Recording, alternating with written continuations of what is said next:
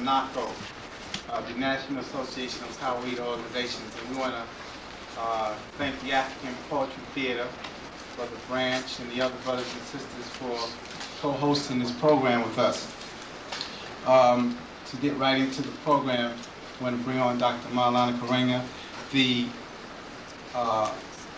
title of his lecture this evening is The Memory and Challenge of African History, Egypt, the Holocaust of Enslavement, and the 60s. Dr. Maulana Karenga is Chair and Associate Professor of the Department of Black Studies at California State University, Long Beach. He is also the Director of the Institute of Pan-African Studies, Los Angeles, and National Chairman of US Organization, a cultural and social change organization. Dr. Karenga has taught Black Studies at California State University at Long Beach, Los Angeles, the Minquez Hills, San Diego, and the University of California at Riverside.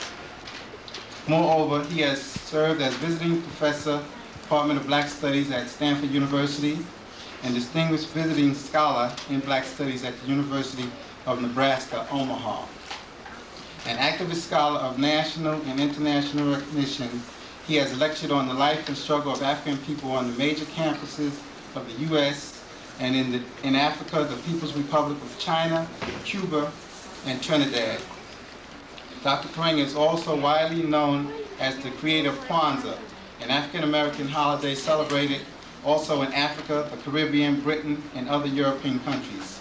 His philosophy of Kawaii is an ongoing synthesis of the best of nationalist, Pan-Africanist, and socialist thought. Finally, Dr. Karenga is the author of numerous scholarly articles and 6 books. His latest works are Introduction to Black Studies, the most widely used text in Black Studies, his retranslation and commentary on ancient Egyptian texts, which is titled Selections from the Husia, Sacred Wisdom of Ancient Egypt, the African-American holiday of Kwanzaa, a celebration of family, community, and culture, and the foundations of Kawaii theory, an essay in critical African philosophy. Will you join me in welcoming Dr. Maulana Karenga?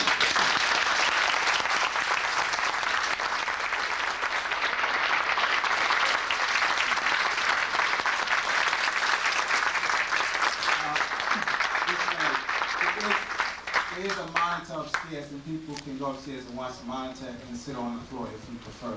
Sign. Everybody got it? Y'all got to do better than that. I didn't come for that. Nothing Black history. I knew something was wrong when all y'all climbing to your seats. You know what I mean? I knew something was very wrong. So let's try this again. Everybody got it? I got it. You know, like we have to as nationalists, we have as nationalists to, stop restraining ourselves. It's not working.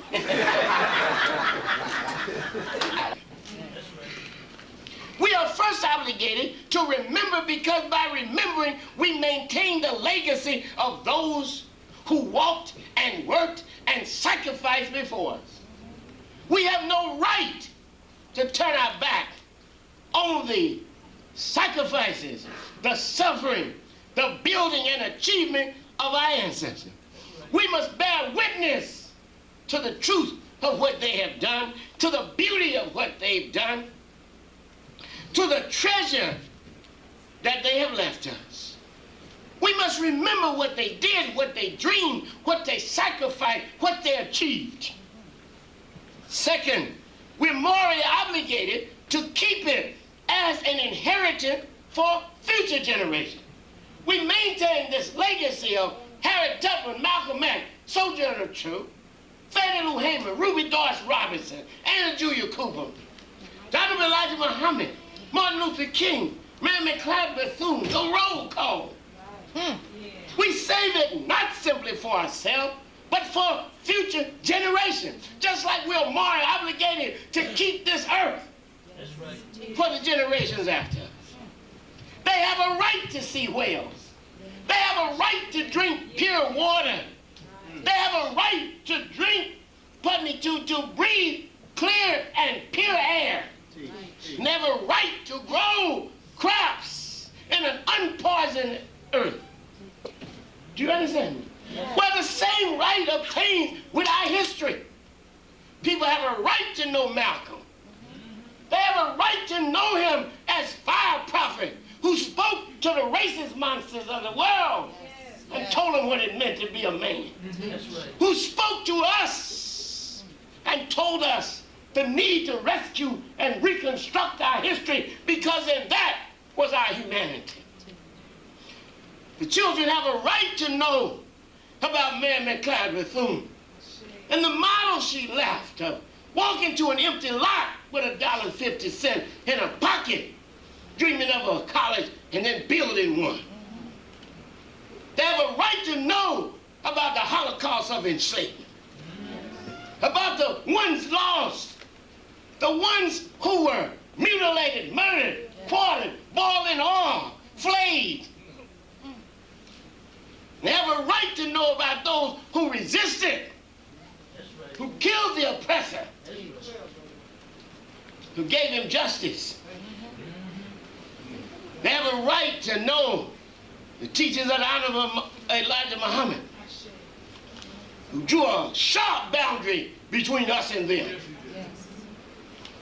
They have a right to know about Anna Julia Cooper. You must teach them that. And how she taught us to love each other and see ourselves as unbalanced if man and woman are not one. She said we were unbalanced if we didn't recognize that there's a female as well as male side to truth.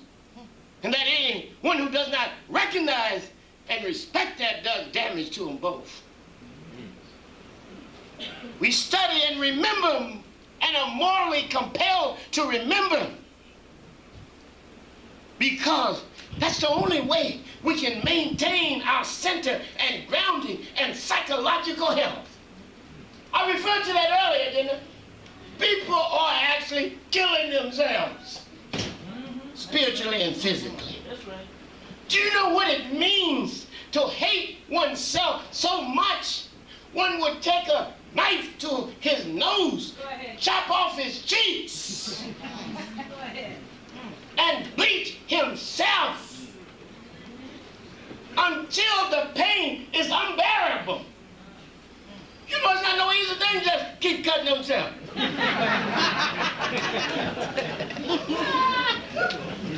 But we all know, because people are not grounded in their own history, they need to walk in the pale shadow of their master's history. They are trying to appropriate from the master's history a sense of humanity that they feel is denied in African history.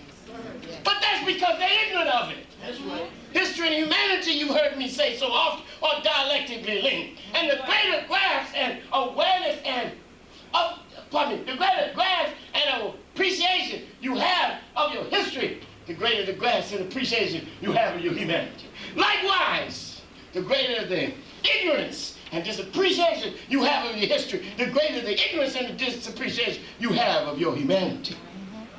That's why people have to borrow from white history, claim to be German and French. Because it gives them a history that they feel answers the need of their humanity. But they don't know African history. They don't know it really. Do you understand? They heard about it.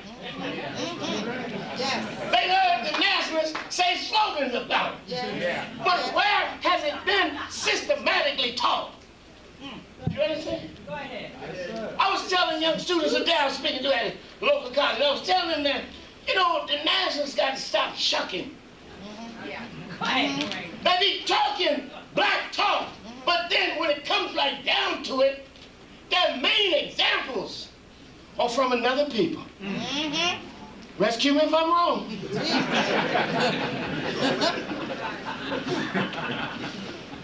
We have our own prophets. And if God didn't talk to us, he didn't talk to nobody. All right. You can remember.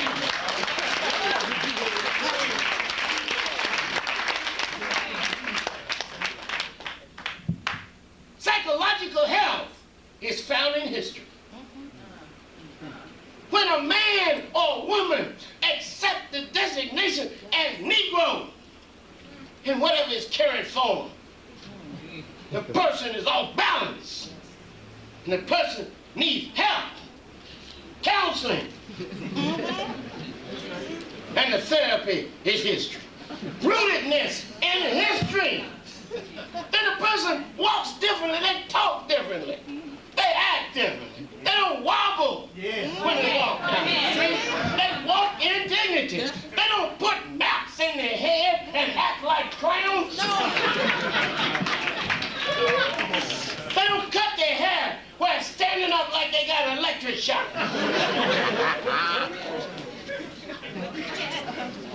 They don't let rap singers who are not in any way of the quality of public enemy talk vulgar sex to them. They reject all that because they're wearing it. We need history, black people. That's our hope. Second, we need history and are morally compelled to remember, because we maintain not simply a legacy for ourselves and for our posterity, but also for history and humanity. We are world historical people. Black people a lot of times don't even realize that. Did you know that? They just think they're jigaboos. Go ahead. Lost people on the corner. They're always talking pathology about themselves. Oh, we just killed each other. And they're talking such stark terms. They don't say some of us. They don't even say most of us. They say all of us. So by the time, that's why people don't come out to nationalist meetings. You come in here for uplifting, you leave. You feel you wrong. You know what I mean? We ain't doing nothing, they say. We got to do something. Just having discourse about our life is something. That's right. Trying to understand ourselves so we can walk in righteousness.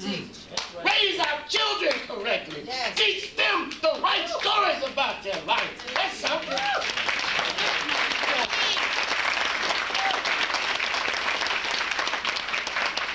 We are well historical people. I told you that. Garvey told us that. Malcolm told us, stop thinking like a minority. You belong to a world majority. But you can't call everybody in the world names. Talk about everybody hates you. Your blood just they live in Haiti so long.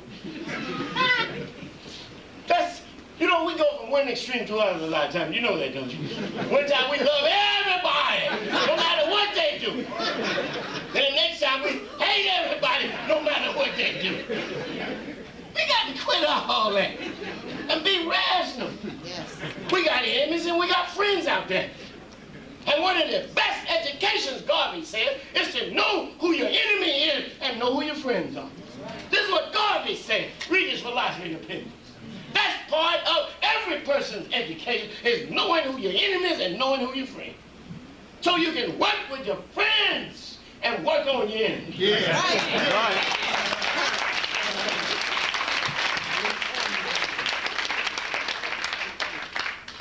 I always say, there is no better way to start in history than to ask, who am I? Am I really who I am? And am I all I ought to be? You can get, you know, this is like a Bible verse to the Christian.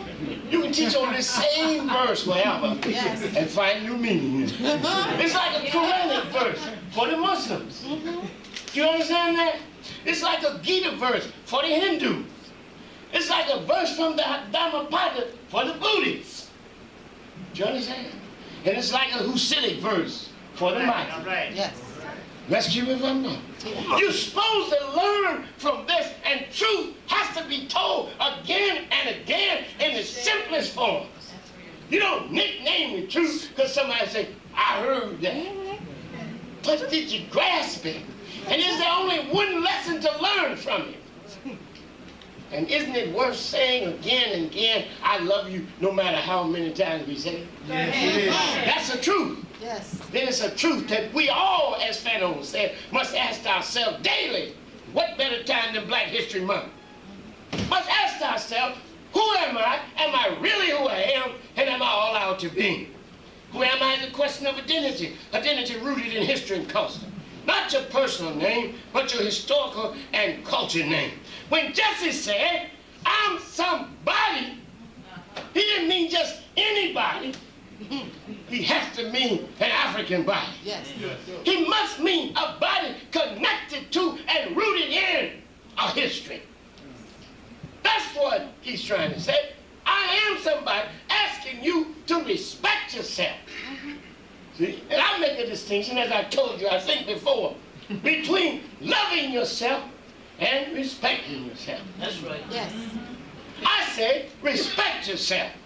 Love your people. And that's you in the midst of it. But you can't love your personal self. People been telling you that for centuries, and it does not work.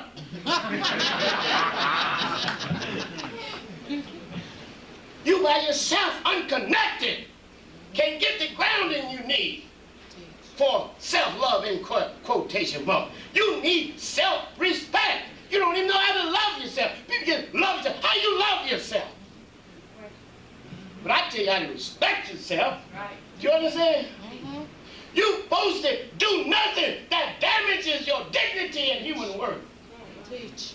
If I know who I am, like Fanon asked me to know, I can't do certain things. You understand? Yes.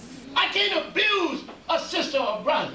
If I know myself, I can't bow down to the white oppressor if I know myself. I can't act like a ghetto dweller. I can't act like a ghetto dweller if I know I'm a world historian. Go ahead.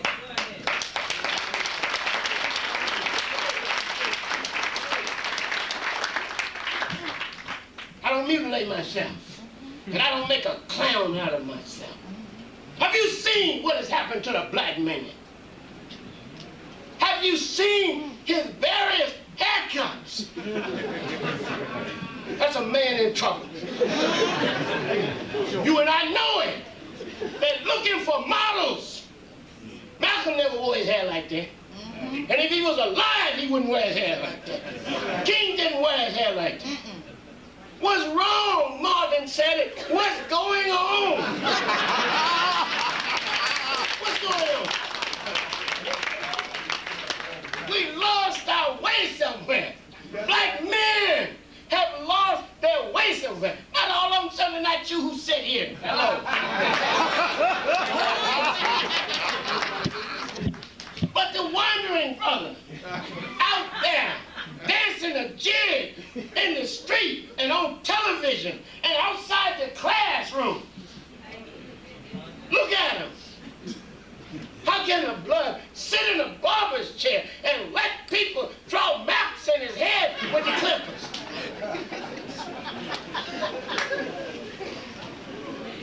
And swear that's cool. Not success, not loving his woman, not raising his children, not speaking the truth of his people, but symbolic defamation, symbolic mutilation. Do you understand that? And somebody has to say it. And the nationalists who should speak the truth just goes along with it. And in the end, end up doing the same thing. Our oppressor cannot be our teachers, nor can he be so overpowering over us that he makes us do anything to get attention. I remind you, I'm not talking against being colorful. We are colorful people. But there's a difference between being colorful and clownish. We wear loud clothes. Okay, good. That's us. I don't see nothing wrong with that. We wear life colors, sun colors, water colors, earth colors. We wear them. That's us. We earth people. But to put on funny stuff, nobody else in the world will wear.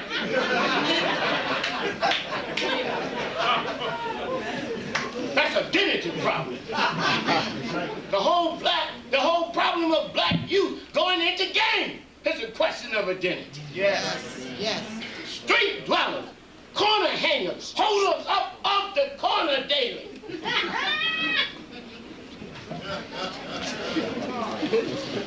Who am I in history? You got you are. Stop acting like a nigga with no memory. That's the basics. Act like a black man, a black woman with memory. That honors that memory. And bears, as Man McLeod Bethune said, bears the burden and glory of our history with strength, dignity, and determination. Don't misrepresent me in history. People be talking about you, my future. And you about to kill me. About to disrespect me on the world stage. Everybody and his mother and father will look at you and swear that's us. Yes. That's why you have them strange things coming from other countries where they see black people as the cause of the decline of a white civilization that couldn't last anything.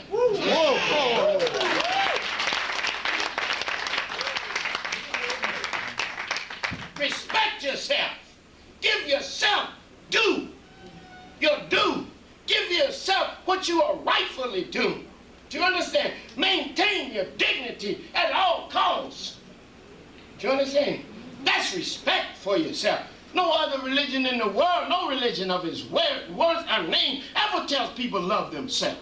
You Christians in the audience, do you tell me a scripture where they say love yourself? You Muslims in the audience, do you have a Quranic verse that says love yourself? You black Hebrews, do you have a biblical verse from the Old Testament that says love yourself? You're supposed to challenge yourself daily. You're supposed to walk with a mirror in your hand.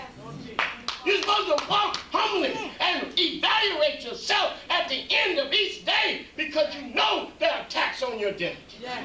Yes. And it's hard to do. It's hard to do because you're tired. Yes. You understand? You've been whipped and you crawl in sometime rather than walk in. You're battered and bruised by racism and wild people you counted on.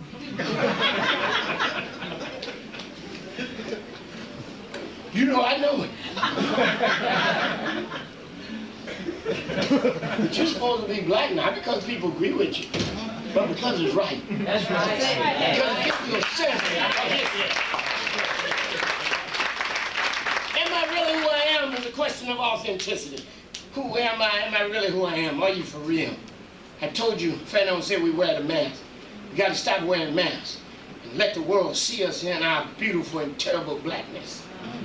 Am I all I ought to be? It's a question of moral and social responsibility. Am I realizing my potential, bearing the burden and glory of my history with strength, dignity, and determination as our mother Bethune taught us?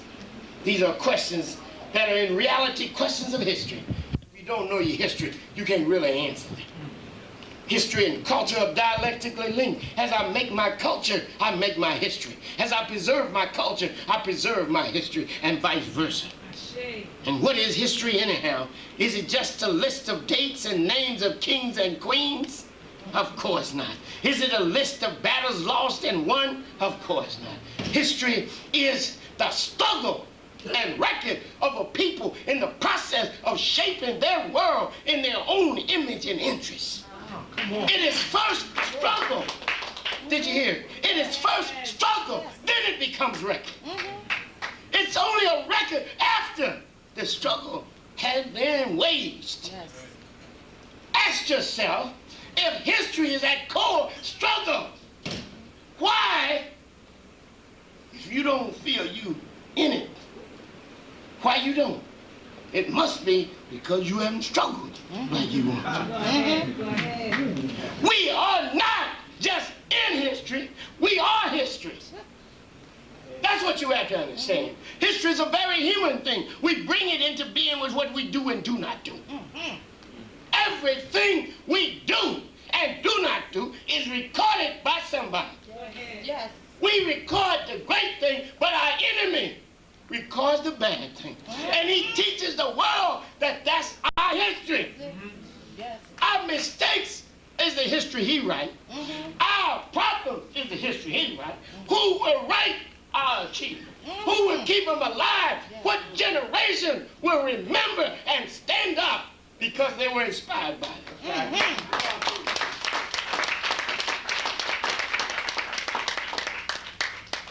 teach 3 basic periods in our history where we get lessons, absorb an uplifting spirit, and emulate the achievements in them. They are, as you know, the classical period of ancient Egypt and Ethiopia and Nubia, or Ethiopia, Nubia, and Egypt. Second, the Holocaust of enslavement. And third, the reaffirmation of the 60s. A culture must have its high points. It must have its low points. But it must forever renew itself, revitalize itself in the process of historical practice. We start out in glory. Do you know that? In the ancient days, we start out in glory. Except for the early period when everybody's struggling to stand up. You know what I mean? But after we stand up and speak the first human truth, we set the work 10,000 years ago to build the greatest civilization in antiquity. It's ours. Not the white man, not the space chariots he writes about as a substitute for human effort. Not some white man who hadn't built a house or a hut himself. Come on, Chief. Come on, Who is doing some mean caving.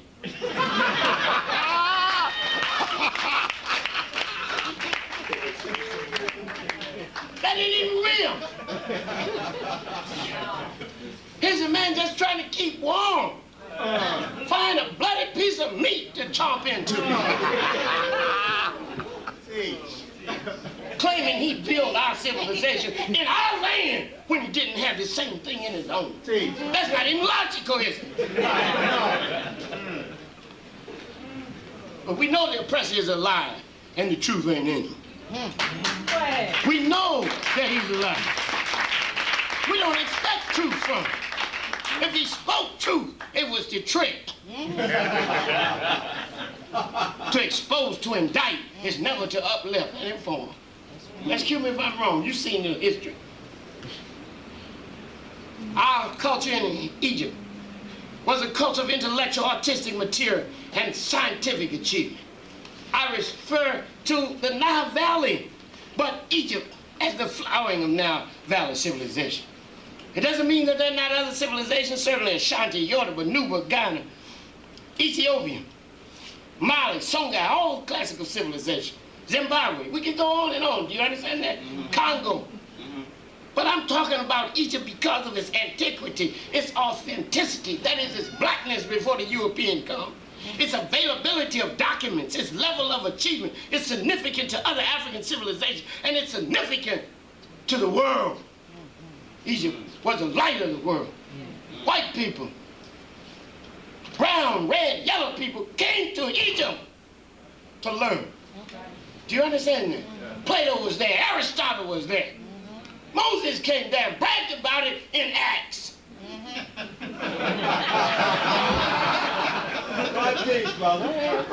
that fair to say? Does not Acts say Moses was learning in all the wisdom of the Egyptians? Here's a man who comes from God in his narrative, who God gives new knowledge, but still it seems like he needed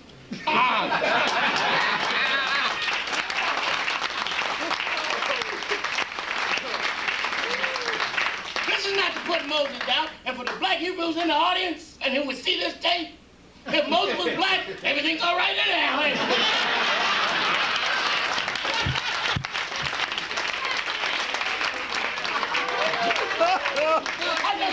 I just want you to know it's black without question. Do you understand? And black people did it. And I say to you, it is a legacy.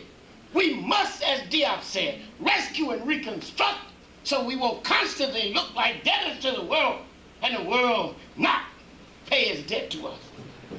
And also, because it must become a paradigm, a model of achievement we must engage in and complete if we ever to reconcile reality with history.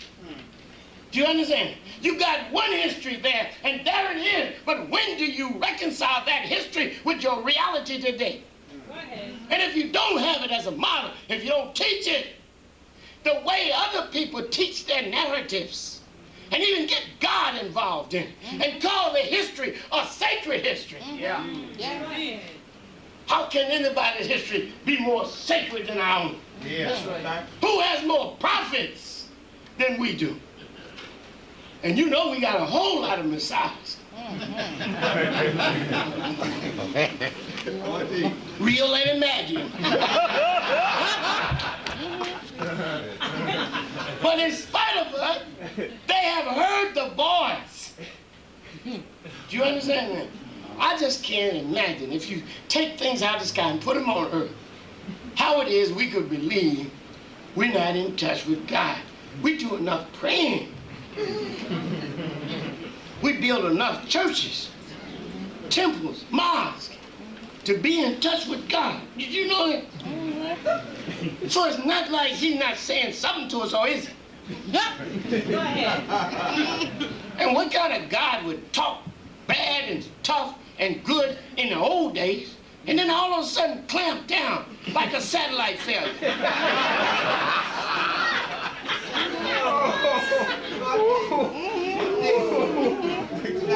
No, in the beginning, we taught the world what was good and beautiful. We taught them religion. We taught them ethics. We wrote the earliest book in religion. Ours was the first narrative of the risen Savior. Ours was the first book of ethics that taught us to bear witness to the truth and to set the scales of justice in their proper place among those who had no voice.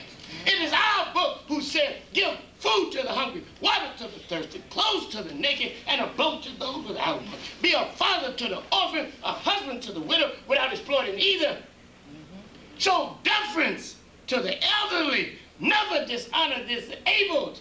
Always speak truth, do justice, and walk in the way of righteousness.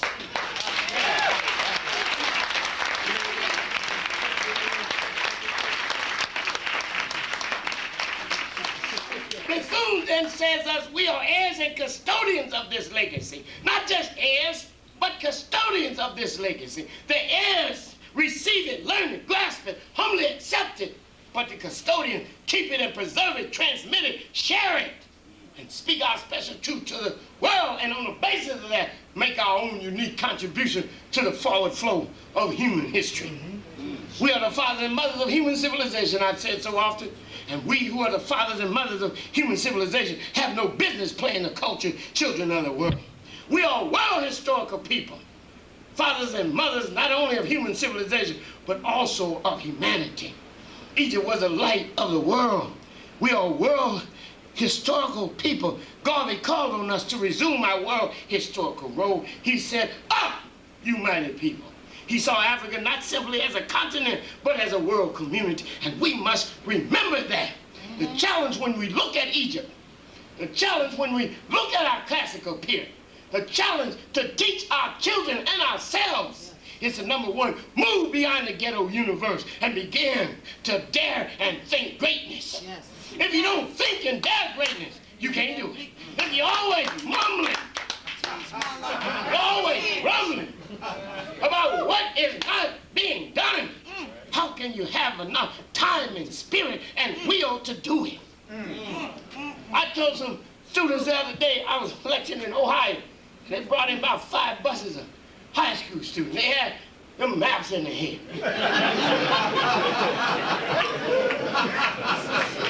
Them electrocuted looks. And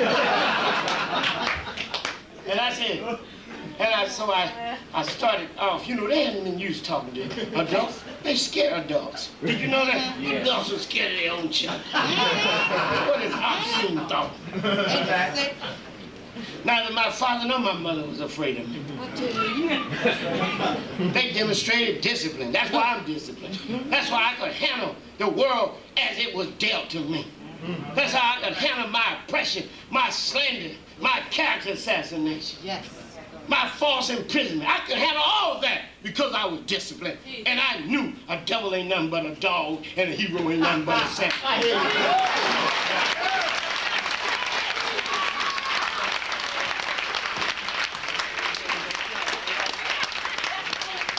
So I told these young men, they were back there mumbling, I said, shut up, that mother. I said, that's the problem with the black man. I said, in my class in college, you start here and you mumble right on through college. Stand up and speak to the world like your ancestors did. You got a lot to say on the side. You don't have nothing to say to the world or your oppressor. Go ahead. You argue with each other, get loud and bodacious with each other, but you ain't got a word or whisper for the white oppressor.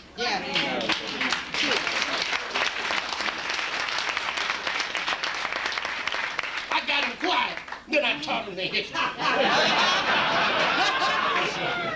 We must create then on a grand scale, not mumble in the back, but step to the front and do our own thing. Do the right thing. Do you understand? We can't just do anything. We got to do the right thing. And our achievement must be morally based. Another lesson I was telling my class the other day, they raising up the Japanese. I said the Japanese ain't doing nothing but what the white man did.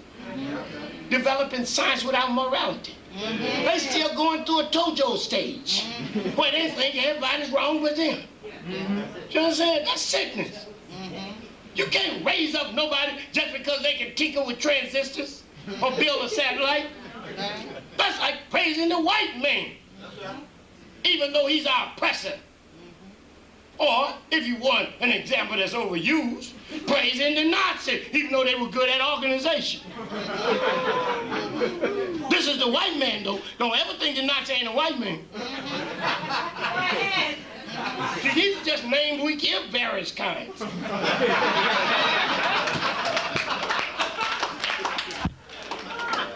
See, people forget that because they don't study history. The white man has worn many costumes throughout history. So we have got to achieve with morality. Remember what I told you before? There's a word in ancient Egyptian called id. This is heart and mind. And the heart represents human sensitivity, moral consciousness and rootedness. And the head represents rational deliberation, thought, planning. You got to join those two. All thought and no sensitivity makes you a mass murderer or racist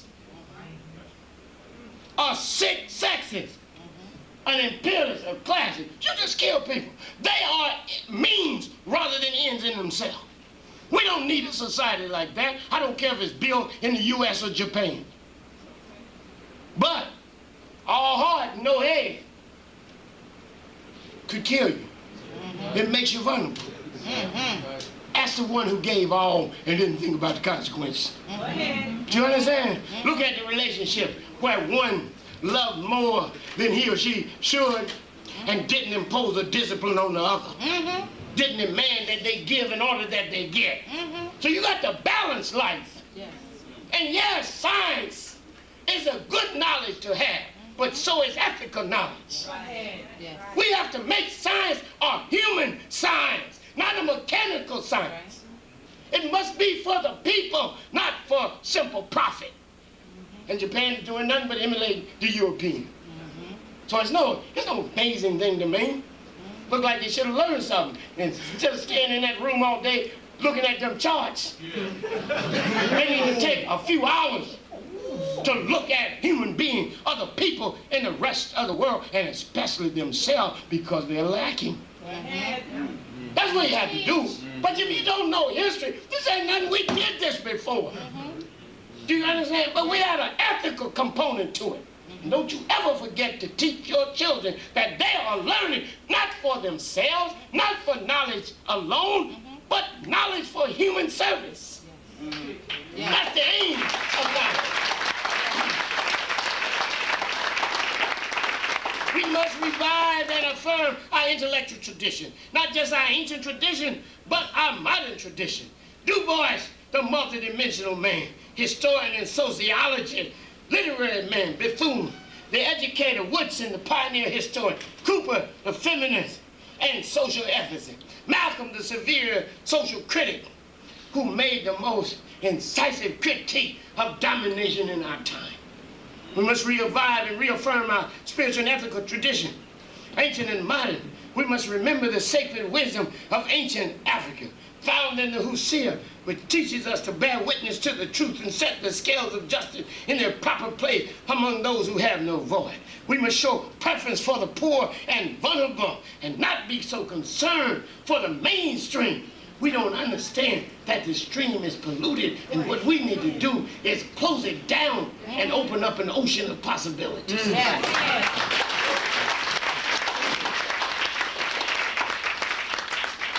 We don't need, Malcolm said, to integrate into a burning house or a sinking ship. We must ask ourselves what kind of society we want to live in. A good and just society, a Martian society, based on truth and justice and harmony and balance and propriety, reciprocity and order. That's the kind of society we want. And we have to fight for it. We can't integrate into a cesspool of racism, sexism, and classism. If our ancient history teaches us anything, it's to respect the spiritual and the ethical. And in that, respect the human personality as a divine emanation. We talk about divinity of people, and then we abuse them. We talk about the divinity of people, and then we kill them. We talk about the divinity of people, and then we dismiss them. We betray them. Go ahead. We must, in fact, remember at the heart of all that we do is the betterment of the human condition. Move then to the Holocaust of enslavement. What are our lessons today from that? It is a lesson above all of durability, of adaptive vitality, of a people who not only survived, but achieved in spite of the oppressor's intention to destroy them. A lesser people would have died, broke down, sued for peace. Yeah. I know y'all like to talk bad about people in enslavement, like they didn't do nothing. That's because you haven't read history. Because you have not compared it to the rest of the people who were enslaved. You didn't read John Blassingame about how the white man conquered by the black Moors, tried to darken his skin, converted to Islam, and tried to get rhythm.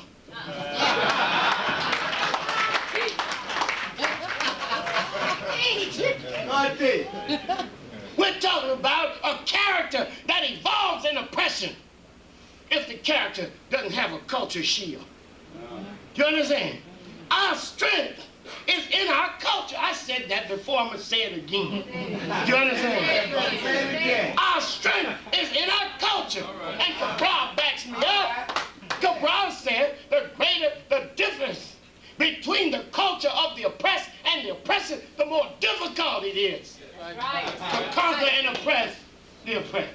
But, likewise, the closer the culture is of the oppressed to the oppressor, the easier it is to lock him down, to lock her down, and to make her or him bend over backwards to get praise from the master. Don't bend down. Isn't that something? Yeah, get on, bro.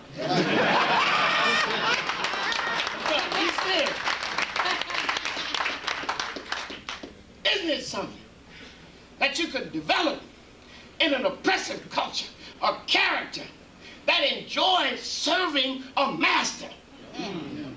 You know, you don't look at it, but the British butler service is like that. They really like shining things.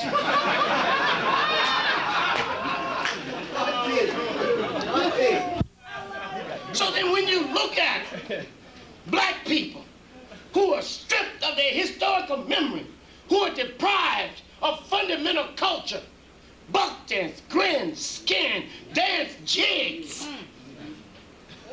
hop, skip, jump rope, in order to please the white man.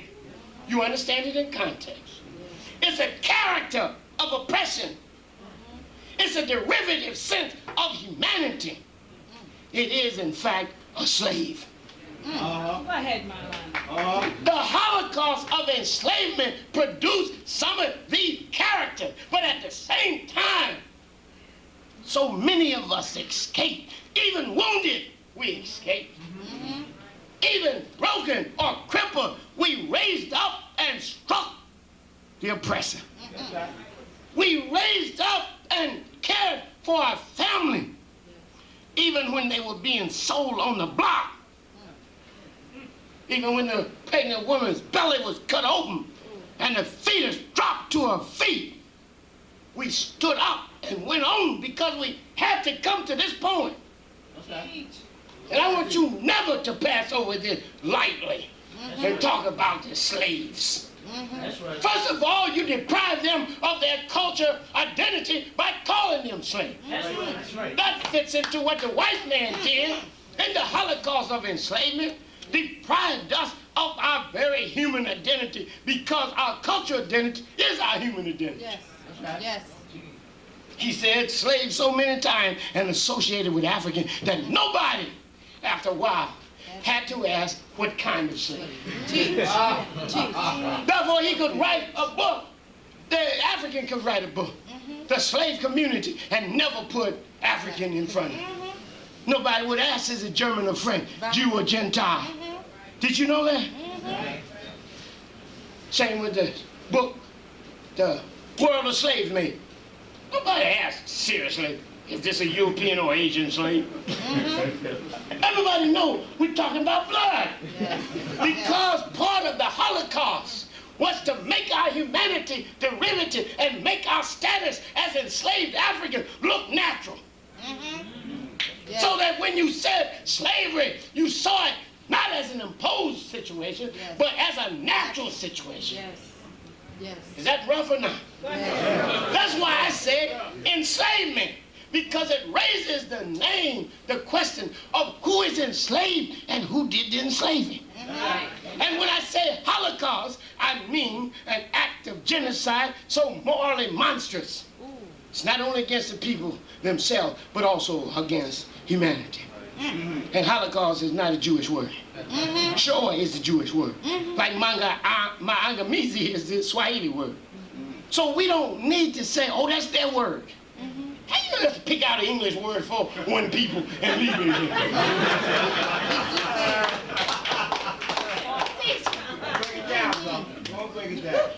I told you before, there are many Holocausts. Our Holocaust, the Native American Holocaust, 14 million lost in the first 2 centuries. 14 million. Their literature gone, their art gone, their narrative history gone. Do you understand that? Their music gone. We'll never hear from them again. And why, you say? Because they were vulnerable. And the white man who had the power to kill them didn't have the moral restraint not to. The Native Australian Holocaust. Black people hunted down like dogs. The Palestinian Holocaust, which people are afraid to talk about. And even to mention, even though ain't nobody even watching.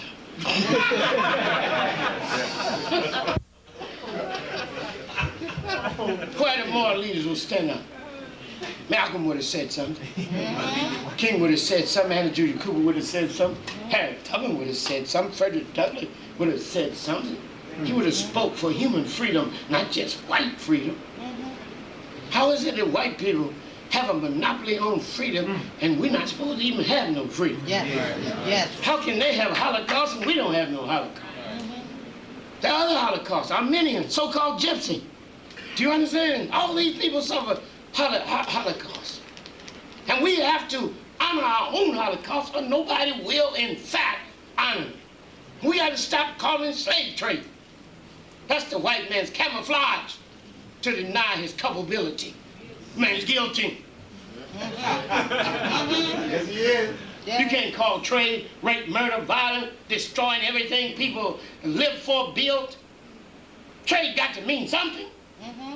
It means an exchange of goods. One thing for another. In a peaceful context. Can't call stick up trade.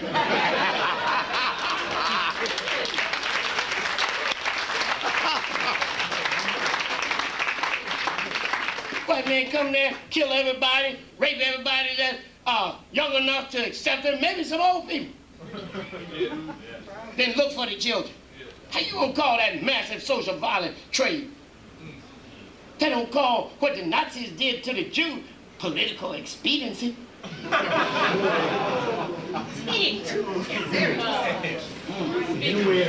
Go on, T. Do you understand that? Don't let people trash your history. That's right. Dishonor the dead and cultivate in you a willingness to forget and to forgive. I'm a descendant of enslaved Africans. I'm not going to forgive or forget. I can't forgive no evil.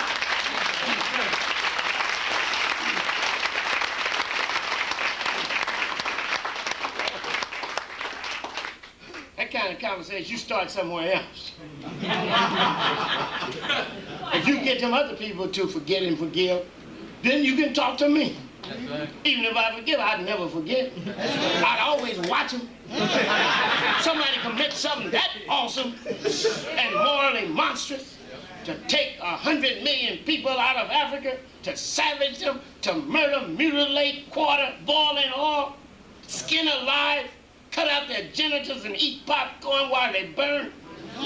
I'm supposed to forget that? The man is Freddy Krueger in history.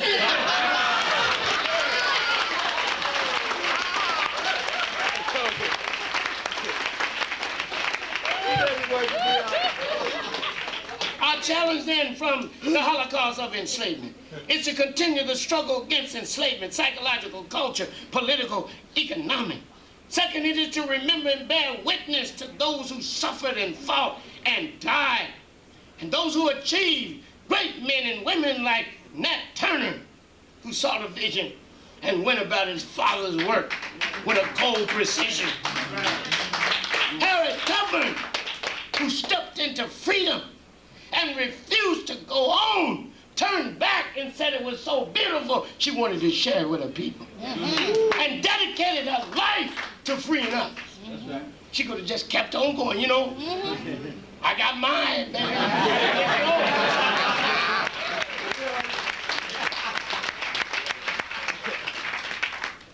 Sojourner Truth saw the vision that she was truth. She had to speak herself. That's right. The history and truth of her people. All these people, Gabriel Prosser, Denmark Vesey, Nina Prosser, all these women and men who fought for us, who lived for us, who labored for us, and who gave their lives for us. We cannot forgive them. We must bear witness to their truth, speak their truth to the world, and make sure what? The scales of justice are set in their proper place among those who have no voice. You know, when I say that phrase, the actual translation of that is both symbolic and actual in this sense. The translation really said, we must bear witness to the truth and set the scales of justice in their proper place among those in the land of silence, or the voiceless. But the voiceless can be the dead, or the unconscious, or the oppressed. People cannot speak. So especially true is this for the dead, who have no voice except us. That is why it's morally compelling to remember and speak this truth. Talk about the adaptive vitality. And remember, to remember is to preserve and honor. To forget is to dishonor and destroy. Fannie Lou Hamer again said, never forget where we came from and always praise the bridges that carried us over. Third, if we really are serious about Holocaust, we must continue the struggle against all forms of oppression, especially racism, classism, sexism, and struggle for the just and good society. Finally, the lessons of the 60s. This is a history that we don't appreciate enough, even though we are heirs and authors of it. Our identity is first, what? Fathers and mothers of human civilization. Right. Second, sons and daughters of the Holocaust of enslavement. But we are also authors and heirs of the reaffirmation of the 60s.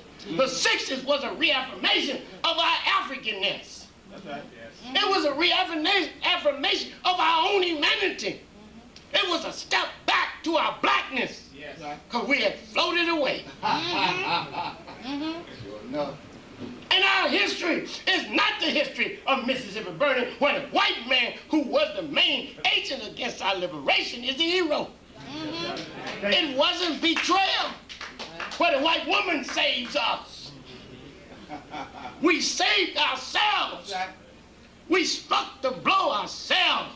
We marched and fought, set fire to the cities. Yes. You remember that. And our history is not eyes on the prize, which is not a black history, but a civil rights history. Not a full history, but a selective history. How can Henry Hampton make a film and leave out cultural nationalism and Kwanzaa, which affects the lives of over 18 million people? How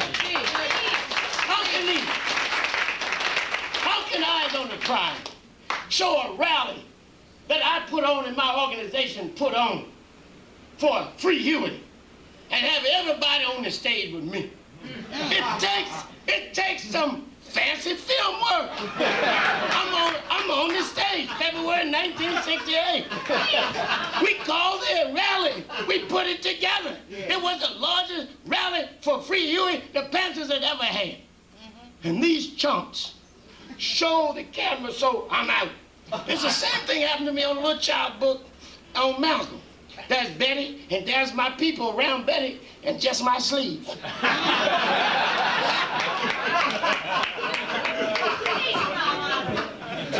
You see what the Negro does? Sometimes the white men don't even have to do nothing. Neither they put a Negro in charge.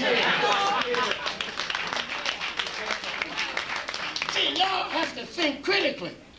How can we write a history of the 60s and leave out black power and reduce it to a few clips? And Muhammad Ali. Oh, Muhammad Ali said some nice things, but the boxer is not the whole of our history. What did Malcolm really say? Was Malcolm treated like king? No, you know it. We got clips of Malcolm speaking, but you never understand him in his fullness. King is cultivated. He's projected. And you know I respect King. It's not that I'm mad about that. I'm mad for people manipulating history because of petty grudges and because of integrationist fantasies.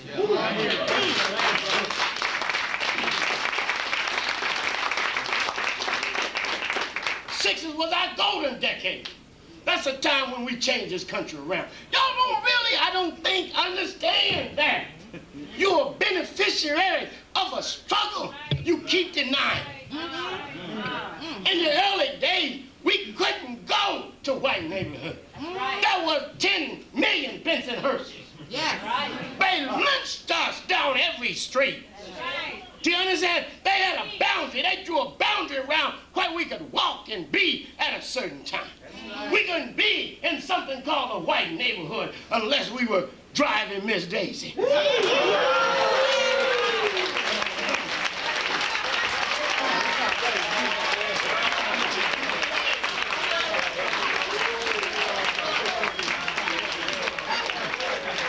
Unless we were cleaning up and scrubbing for Miss Ann. Do you understand? We changed that. Oh, there have been flare-ups, but that's because what Malcolm said, this is a racist country by character and nature. And until we change it at the root, until we have profound, far-reaching, broad change in America, no matter how much racism is suppressed, it'll reappear again. Because the culture feeds on it. It has it like a virus. You know how they talk about them viruses?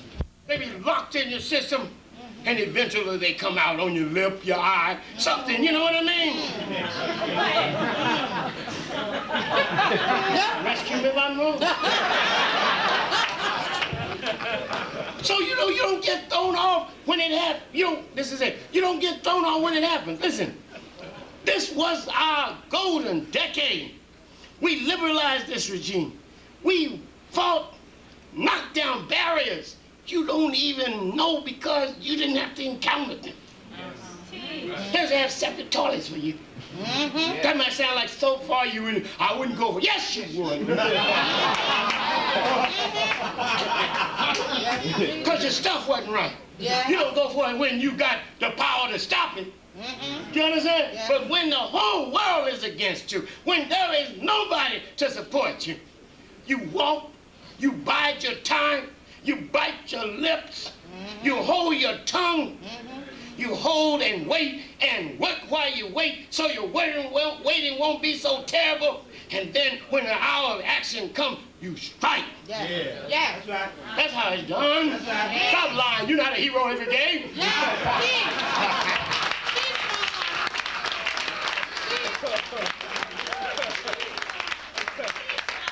Drive out here and the white man put that. Okay. The white man put that light in your face. You don't say I'm an heir and custodian of a great civilization. Get that light out of my face.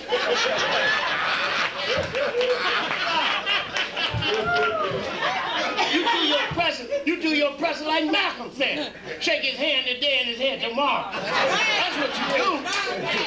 That's sin.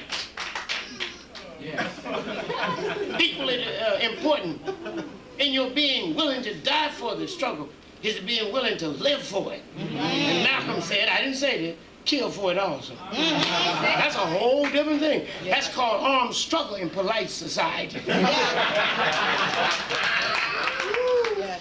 Oh, man. There's a time when we knocked them barriers down, built a society that the founding fathers, in all their wig-wearing wisdom, could not have imagined. You know, the white man could never imagine you sitting here, you going to school where you want, living where you want, and certainly not you running for president. No. Go ahead. You know, the White House is the White House. George Washington could never imagine you doing that. George Washington and Thomas Jefferson imagined us forever enslaved. Yeah. They imagined the Native American wiped out. And they certainly didn't imagine their own woman being able to do anything except cook and produce them problematic babies.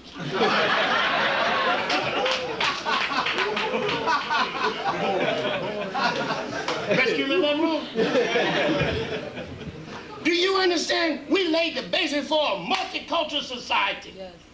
We, by our struggle, opened up this society in a moral struggle that not only benefited us, but the whole country, and especially the disadvantaged and marginalized people. We benefited other third world people. Did you hear what I said? See. The disabled senior citizen and the woman, especially the white woman, who benefited more from affirmative action than we did. Yes. Yes. But what I want you to see is that we pushed this society closer to a just and good society than the white founding fathers, with all that constitutional stuff they put down, could ever have imagined. They didn't have it in themselves. They were too restrained by race and class and sex. Do you understand? Or gender, if sex is confusing.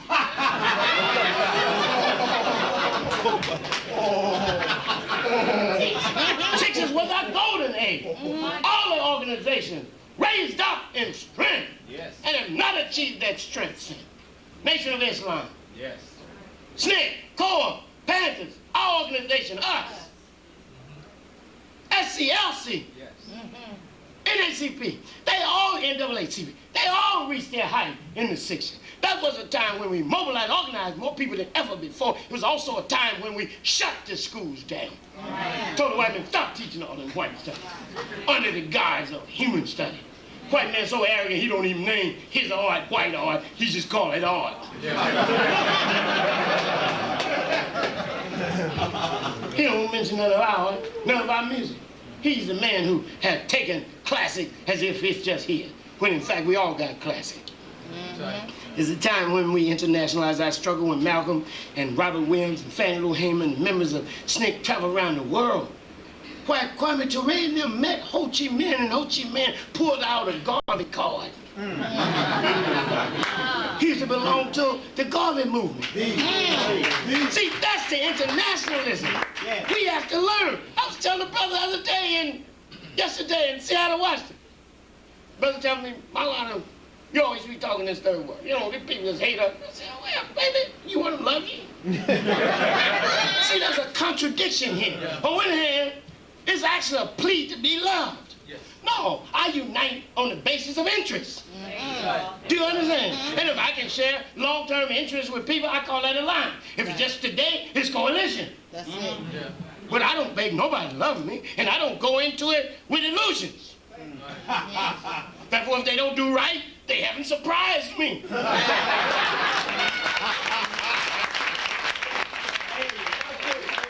But you can't do anything. Listen, you can't do anything without allies. That's why the white man buys them when he can't get them any other way.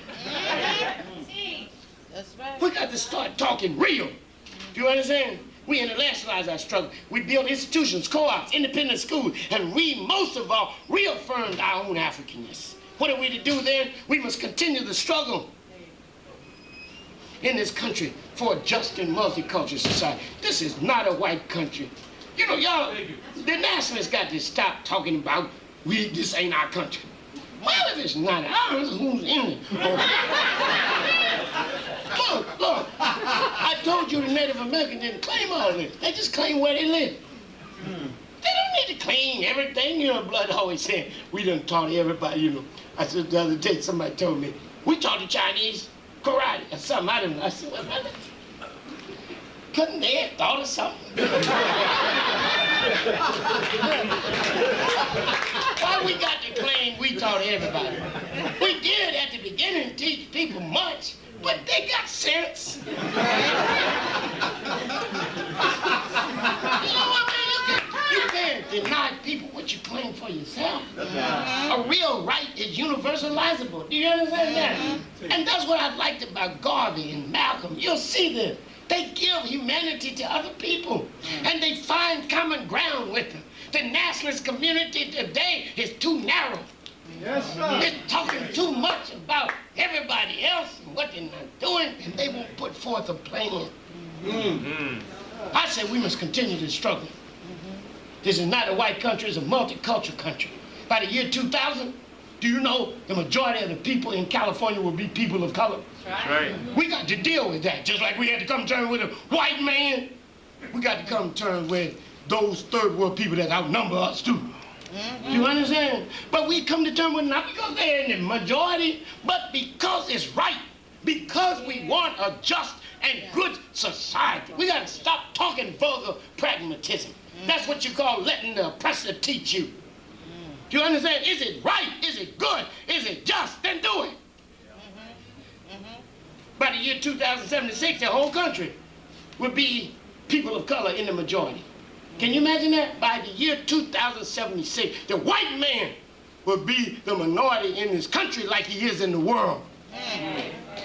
What does that mean for us as black people who launched this struggle in the 60s and laid the basis for Mexicans and Puerto Ricans and Native Americans and Asians who at that time, you know, wasn't doing too much? What does history owe us? What does society owe us for launching this revolutionary struggle and changing the character of this country? Do we back away from it and keep talking about, I'm going home?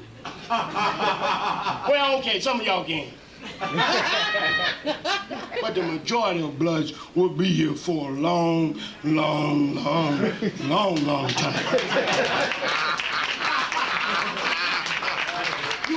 it, I know it. Let's get together. Let's begin to face reality and build a space of freedom where we can live and love freedom. Garvey said, if you're here, control the space you occupy. Teach. I just don't want y'all to forget our heritage. Everybody benefited from it, even people across the world. Not only people in this country, but people across the world. Look to us. Look at the Filipino Revolution and the Chinese students' struggle. Yeah. They all borrowed the moral vocabulary from us. They borrowed our songs, our imagery, our arguments, and even Eastern Europe. They sang our songs. Yes. We are a world historical people. Let's stand up like a world historical people. Let's build a non-racist, non-sexist, non-class society. Second, we have to continue the struggle to build Pan-Africanism. You can't be getting around and locked in the country and not know your world community. We have to continue to support African struggles in the Caribbean, in Canada, in Australia, and of course in Southern Africa, Namibia, and Angola, and South Africa. And I would be remiss if I didn't stop and say a few words about support of that struggle in South Africa. We certainly, as all African people, and certainly as the South African people, celebrate the release of Nelson Mandela.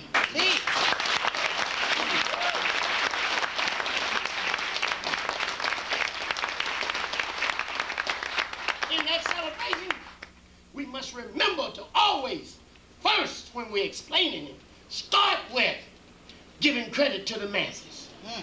Don't say the sanctions did it. Don't say the white man put pressure. He wouldn't have done anything if the masses hadn't sacrificed, hadn't given their lives so that their country could be free. If you talk about sanctions, remember it's the Africans who said, yeah, sanctions. We're not concerned with a job, but with control of our country, control of our destiny and daily life. They could have buck danced and got a couple of funny style rands. That's dollars. Boer dollars. They could have just buck danced and said, give me some money. But they said, no, give me my country. The land is ours. They're fighting for wealth and power, not for the opportunity to work for the abuser and mutilator and oppressor. Third, remember, this is not the end of the war. It's the beginning of another stage of the struggle. Releasing a prisoner is not the same as sharing wealth and power. That's why it's like Malcolm said, you release him from one small prison to a great prison. So that's why Malcolm said, don't look at me when I say I've been to prison. We're all in prison. America's a big prison. South Africa's a big prison. Until black people take it over and create a just, non-racist, democratic society, it'll be a prison. Even Nelson Mandela said, do not relax your efforts. The struggle must continue. For us to relax, he said, would be a mistake that future generations would not forgive us for. He said, now that freedom looms so large on the horizon, we must redouble our efforts, not cut them in half. Therefore, the sanctions must continue and the struggle must continue. Do you understand that? Yes. Fourth, we must continue the international support for the struggle. Sanctions are still real. So is material support. So is the need to bring other African spokespersons from the liberation groups over here and talk and keep the discourse going. Don't let them put it on a new back burner because because Eastern Europe is supposed to be fighting for freedom. That's a whole nother thing we have to talk about in the question and answer period. But that's not the end of the world either. The locus of liberation is still in the third world. In Africa, Asia, and Latin America. Don't you be thrown off by the nightly news.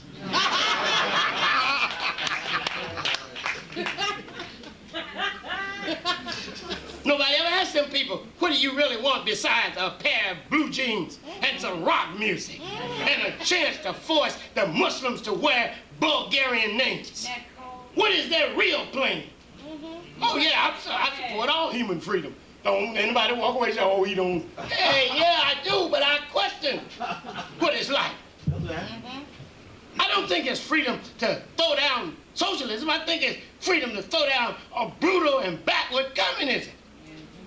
But are they throwing down socialism with communism and seeking a market economy so they can exploit each other and a mutual misuse of each other's humanity? I can't stand for that. That's why I admire Castro, who said to the Russians, I'm not going along with it. And if the whole world disowned socialism, this one island would stand up for it.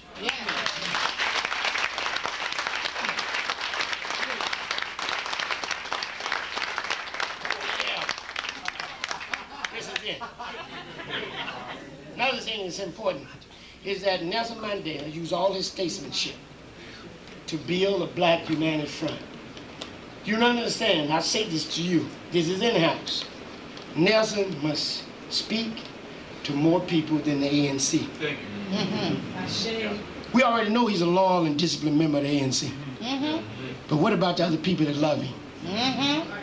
People people in the PAC, people in the ZAPO, the Black Conscious Movement, people in the labor union. They all love him. They're all looking to him for leadership.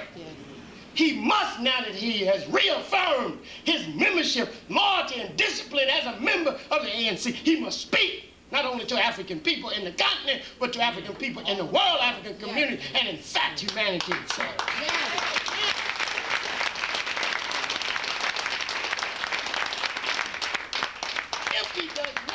If he does not extend a hand to PAC or ZAPO, the other liberation movements in the country, you will not have an early freedom.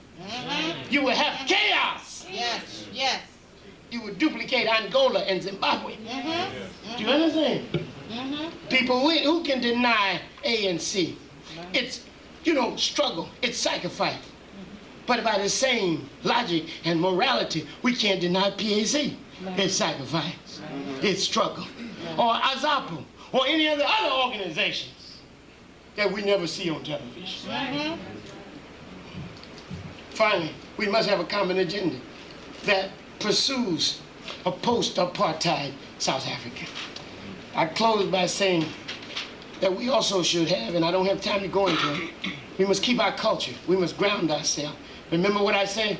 Till we break the monopoly that the oppressor has on our mind, liberation is not only impossible, it's unthinkable, because what you can't conceive, you can't achieve. Keep your African culture. Don't wish your way out of existence. And finally, remember, we are creative, intellectual vanguard. We're moral vanguard. We're political vanguard. And we must, along with Fanon's challenge to us, start a new history of humankind. And in that regard, I close as I always do, with reminders from the historical greats who taught us what it is to be men and women, what it is to be righteous, what it is to be dedicated, disciplined, and loyal to black people and to human history and struggle. I remind you of Fanon, who said we are world historical people, we must start a new history of humankind. I remind you of Fannie Lou Hamer, who said we must never forget where we came from and always praise the bridges that carried us over. I remind you of Bethune, who taught us the challenge of blackness, who taught us that we cannot just mourn about our blackness and what whites do to us as a result of it. We must use it as a challenge to achieve. I remind you of Cabral and Nelson. Even though Nelson is alive, I put him here as a great legendary figure. And he reminds us there's no easy walk to freedom. Yes, yes. And Cabral reminded us the struggle is a long and protracted one. Therefore, what? Mask no difficulty, tell no lies, and claim no easy victory. I remind you also and ask you to stand on the shoulders of Paul Robeson, who said the battlefront is everywhere. It is everywhere, black people. It is in the street. It's in our schools, it's in our churches and our mosques and our temples. It's in our bedrooms. It's in our kitchen. It's especially in our hearts and minds. That is why I taught so long the real struggle is always the battle for the hearts and minds of our people. Take inventory every night and see what is left of you after daily attacks on your identity. Reaffirm yourself, revitalize yourself by dipping in the eternal spring of African culture. I remind you to remember Anna Yakuba, our sister who taught us to love each other. You cannot stress that enough as a nationalist community. You all you have, you black woman and black man, you're surrounded, you're under siege. Your people think you're crazy. The white man thinks you're dangerous. You don't have anybody but each other. I tell you. Do you understand that? Yes, sir. Yes, sir. We got to win. Like Hannibal said when he crossed the Alps, if we lose, we're lost. Hannah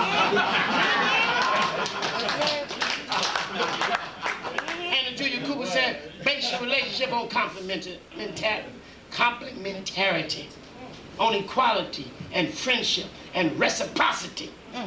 Give what you need to get. Yes. Love each other. Don't be afraid to say, I care.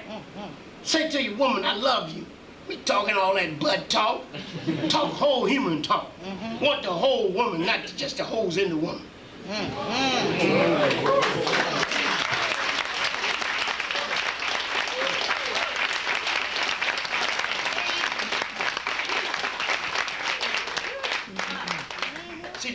your partner for life. See the woman as your partner in struggle, black man. Do likewise, black woman. Know that the black man has a special problem now. They targeted him. They want to kill him because the greatest threat to a patriarchal ruling class is another man. And you know nobody's assertive as the black man. So the white man wants to keep him on the corner, keep him out of school, keep him in jail, keep him in the army. Yes. Anywhere but home. Go get him off the street. Tell the guy you need him, but don't baby. You can say baby to him, but don't baby.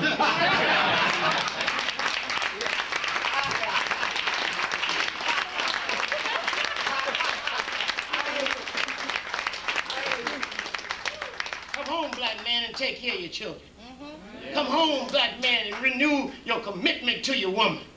Come home, black man, and serve as a model for those who come after you. Make them your future. Let them grow up praising your name rather than cursing you.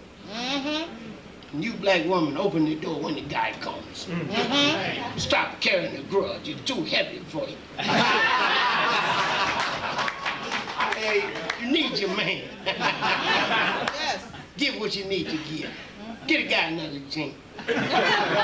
Help him stand up. You know the guy's weak and weary from standing on that corner all night.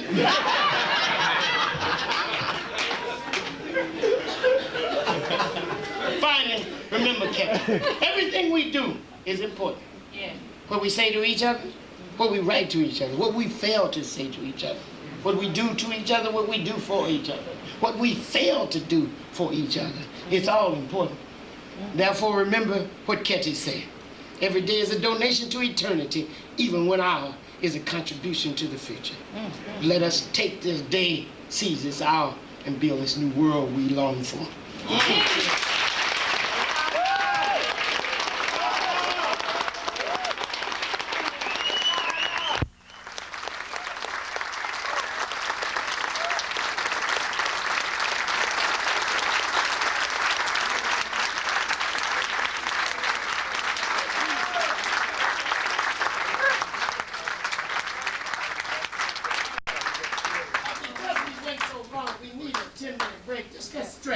And then I can stay here as long as anybody else is quite but I'm not going to stay. I'm not going to well, we can discourse, okay? So let's get a little refreshments out there and get up some other things. Let's talk.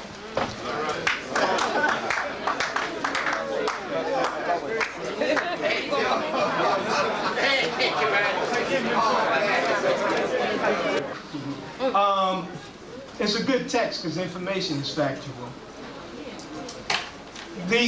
One of the guys is Bracy. Bracy. He's a blood. Oh, okay. Overlooked him, sorry. That's okay. Come on. The black nationalist movement, you know, as it started in an institutionalized form in, say, 1787 with the Freedom Journal and Allen AME, for the most part, was a reaction to racism and white supremacy. At what point in the evolution of our movement in America have our nationalism stemmed internally? You know, in other words, have it just been a natural projection of the African itself, as opposed to always being a reaction to white racism? Because that hinders, I think, our development. Appreciate what you said, brother. If I understand the question correctly, I don't think it's correct to say that the development of nationalism was simply reactionary. It was, in fact, defensive of African humanity. It was a thrust to preserve that which was our own. So it did have an aspect of defending ourselves against the white man and reacting to white oppression. But essentially, it was defense of our own selfhood, of our own culture, of our own humanity. So there's always a dual aspect to nationalism. What is the problem is when it leans more to the reaction than it does for proaction. So I wouldn't say that it was clearly reactive. I think it was proactive and reactive. And at one point, reactive is not bad because it's a defensive move. Reaction is bad when, in fact, you're only black because the white man won't let you be white. But if it's a reaction to an assault on your dignity, that's normal and natural. All right? Yeah. I said I was going to be short so I can get as many as I can. Hold up, brother. Hold I up. have two questions that are interrelated. Yes, sir. Given the Freddy Krueger history, as you say, of the European on this planet, do you think that it can be humanized, or whether the struggle will boil down to a life and death struggle between us and them? And related to that, I'd like for you to elucidate and elaborate on the evolving relationship between Eastern and Western Europe, especially as it encapsulates itself in the coming together of Eastern and Western whites. East and West Germany. All right. Appreciate what you said, if I was saying correctly, in terms of the white man's history and whether or not he's going to learn to live like a human in relationship to other people. That depends upon what we compel him to do. Do you understand? People don't ever have to like you, but they must restrict their behavior. They must observe boundaries. And they will keep crossing boundaries, violating rights, until they can't. Frederick Douglass said it. You want to know how much a tyrant will impose on the people? Exactly the amount of oppression they allow him. And they will keep doing it until he's resisted by words or blows or both, because power concedes nothing without command. It never will. It never did and never will.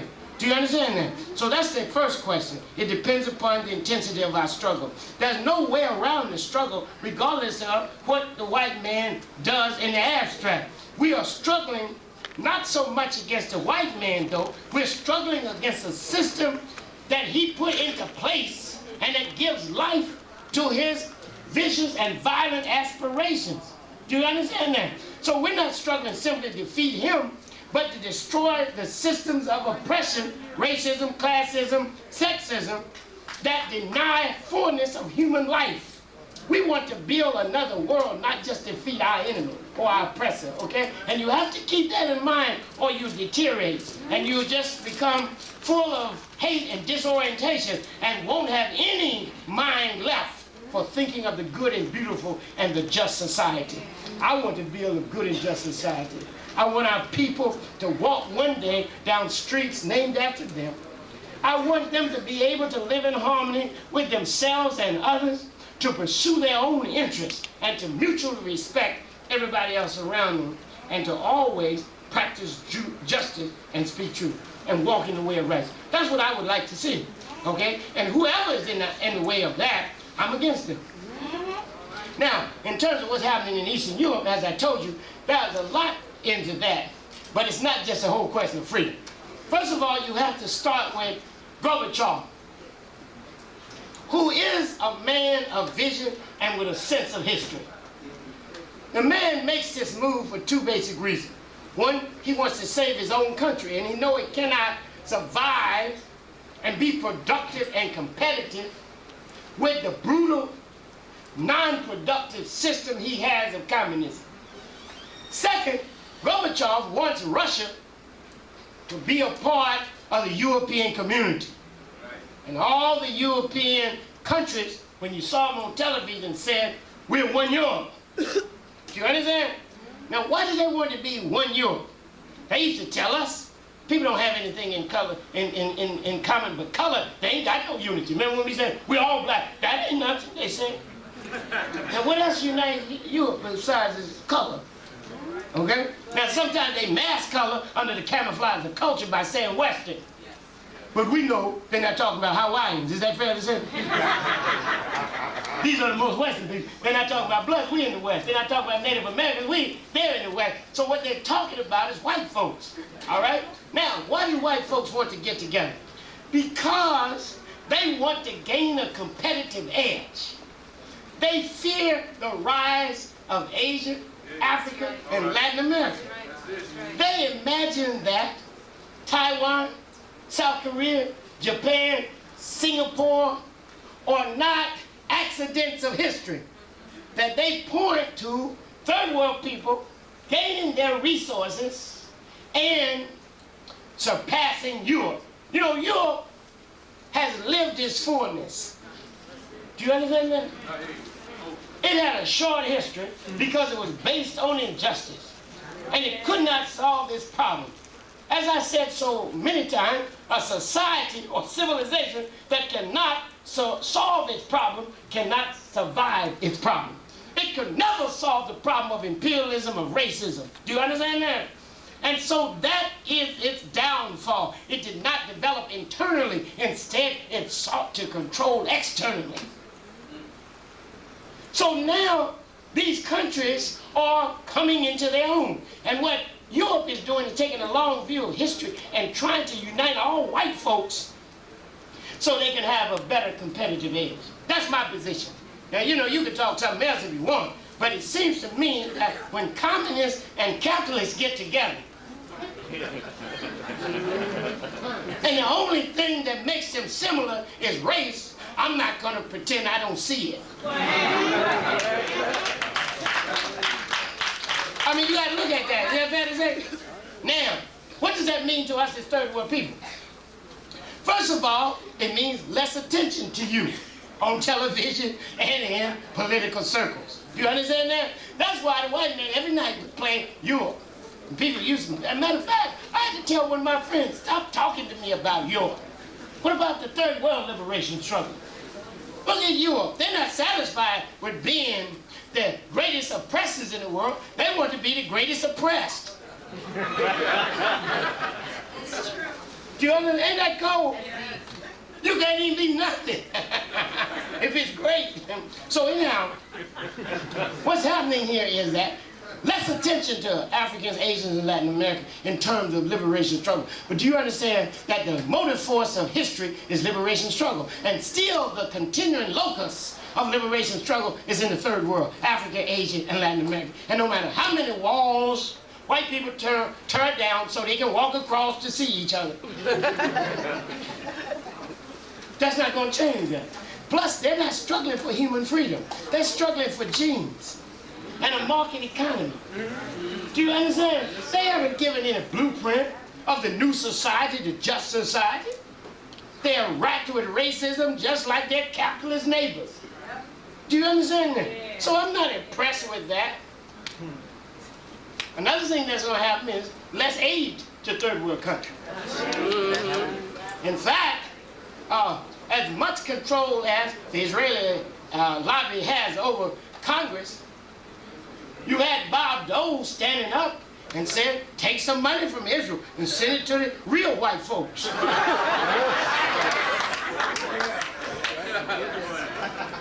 That's my translation of what he said. Because they backed him down, he bugged down, bent over, turned to the side, cocked his leg. You know, he went through a lot of gymnastics, but he hasn't said anything like that since, has he? Nevertheless, what it showed is that this means that the debt they owe us in history for raping us of human and natural resources won't be paid. They're invested in the white partner to build up white civilization. Third thing, and even more ominous than the aid question, is superpower collaboration against liberation struggles. You know that the solution in Angola was worked out by who? Superpowers. Russia and the United States decided Cuba should go. Same thing in South Africa, in Namibia. Russia pushed for what? Negotiation. Some of the more young radical black pushed for what? Armed struggle. But Russia gives a lot of support to ANC. Now the PAC, they're going on regardless. But in terms of the whole talk, the discourse of negotiation, it's hard for me not to believe that has something to do with Russia's pressure to say, I can't aid you in the same way I did before. That's what happened in Nicaragua. That's what happened in El Salvador. And that's what they try to do in Cuba. If Cuba closed the Russians' magazine down, had Gorbachev come over to Havana and told him to his face, I'm not changing. And then, as I said, gave a speech that said, if the whole world rejected socialism, this one island would stand up for it. What that means for us then is we got to watch the signs of the times. That's right. And the signs of the time are that Europe wants to continue its domination of the world. And Africa and Asia and Latin America must find some working relationship in order not to be continuously dominated throughout history. See, people be talking. See, I know this is long. I don't want to go this long, but there's no way to escape it. You understand? See, look at here. If Europe gets together, even though, you know, the Marxists used to say the communists and capitalists couldn't cooperate. Do you remember that? Right. And we used to say, well, race is the white man. Oh, so no, y'all just too focused on color. But here it is. That's right. They ain't got nothing else in common unless I missed it. You understand? Now, they know the importance of allies. And they're going to buy some allies and coerce some others. What are we going to do? Sit back and call people names. I don't have to like people to work with. I got colleagues I work with every day. I don't feel nothing for. Do you understand? Right-wing white folks, racist white folks, I go to meeting with them every day. Do you know that? That's the nature of living in America. That's the nature of living in the world, baby. And everybody knows that but the Afro-American nationalists. They don't seem to know that. Just like when they landed in Tanzania for the 6th Pan-African Congress. They couldn't believe when, what's the brother that died? Samora Michelle told him, don't talk no racial talk to me about brother. They was just thrown off. And they said, y'all talking racialism. We're the most race-conscious people in the world. Right. Did you know that there are no other blacks as equally racially conscious as we are? Because we were alienated so much from our Africanity. Do you understand that? And we have to stop being isolated in this Africanness and understand that if we want to protect it, we've got to find allies and we've got to split the oppressor. And we've got to keep him from gaining allies or maintaining allies in the third world. There's nowhere in the world you can be successful in the struggle for human liberation unless the majority of humans go along with it. You understand? So you better get out there and do some work. And again, remember, you don't have to fall in love with them and you don't go to bed with them. You know what I mean? You don't have to kiss them. But you're going to have to talk with them. And you're going to have to demonstrate mutual respect, at least while you're working with them. Do you understand? But you know, that's a hard thing because, you know, well, next. There's a Burgundy Isuzu Jeep double park blocking somebody in, so. In this black leadership meeting, you know. So about 2 or 3 years ago, we took a stand against the black, against the Japanese talking all that Tojo racism. And so we were supposed to do something about it. So we turned it over to a committee. Now, all the people, most of the people you know as national leaders are in this leadership group. We meet every 6 months. So anyhow, they went and met with the Japanese. You know what I mean? But they didn't know how to advance mass interests as opposed to class interests. So rather than demanding of the Japanese that they retract, go through a serious educational program, which the Japanese need because they out of touch. Hiring more black people, having sensitivity training, publishing things. You know what I mean? They help their people come into a world as it is, multicultural, and not just Japanese. You know? They didn't even ask for none of that. They asked for some dealerships. Do you understand what I mean? Advancing class interests at the expense of mass interests. We need to boycott. We need to force the Japanese to understand that they can't just talk about it, but we need leadership. Do you understand? And nobody talks about that. People talk abstract things. I want some concrete thing. Let's get a program together. You don't like what the Japanese are doing? Let's make them pay. And I don't mean I'm against the Japanese people. I think I should say this on the tape so people know that. I'm not against people as people. Did you know that? I'm against oppressors. I'm against sickos. You know what I mean? I'm against people that try not to recognize my equal humanity. You know what I'm saying? So I want you to understand. And I believe in third world unity. I just put that on Okay, record. Dr. Karenga, I'd like to ask you about your... But I know it's born of struggle. And I don't expect them to just say, oh, I like you forever. I expect them to respond to their own sense of interest, like I will.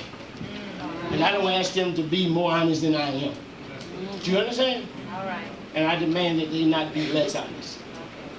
Okay, on your vision of the multicultural state Yes, in this country, I'd I'd like to ask you how you see it going from where we're at now to what you would like it to be, given that the power in this country is in the hands of white people, and it's been run on that basis, even though there are multicultures in the society. Well, see, first of all, I envision the European not ruling forever. The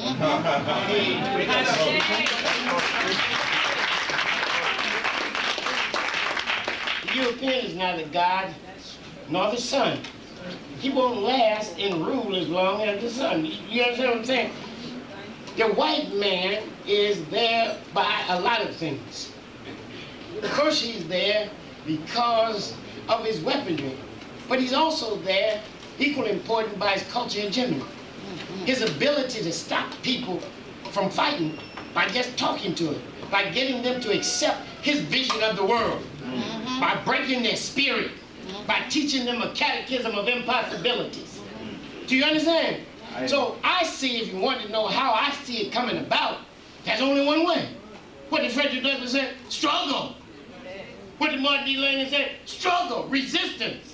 That's it. What did Malcolm say? Freedom by any means necessary. You got to struggle. You got to take power from. One time the white man used to tell us which side of the street to walk on. Had us bowing our head. We couldn't even look at him or his woman. He put our eyes out, talking about Evil High Ingram and Linkster for looking up in his face. You can't do that with impunity now. Do you understand? You talking about one person killed, he had to kill 100 again. So just like he has little by little lost power around the world, he's lost power little by little in this country. And the more blacks increase and Hispanics or Spanish-speaking people, Native Americans, Asians, that's why I said it's important for us to start thinking of this country not as a white country, but a multicultural country, because that brings a new problematic for us. We got to stop talking like the white man's going to be ruling forever. We got to deal with the Mexican, the Puerto Rican, the Native American, the Asian. I think you know that. And if we keep fixing our discourse on the white man and imagine he would rule forever, we already have lost. Struggle, take it from him like we did in the 60s. Do you understand? We took space. We closed the schools down. Do you think the white man one day woke up and said, I think we should have a black studies department? No. We took the classroom. We took the administration building. Did you think he just one day decided he was going to concede us the right to vote? No, we marched, demonstrated, set cities on fire, sniped, revolted. Do you understand? Well, let's see if we can get back to work.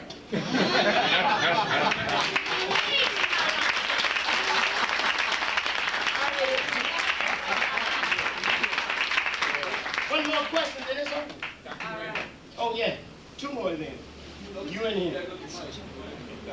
Yeah. Just walk right across. Brother Joel. Yeah, on the note of getting back to work.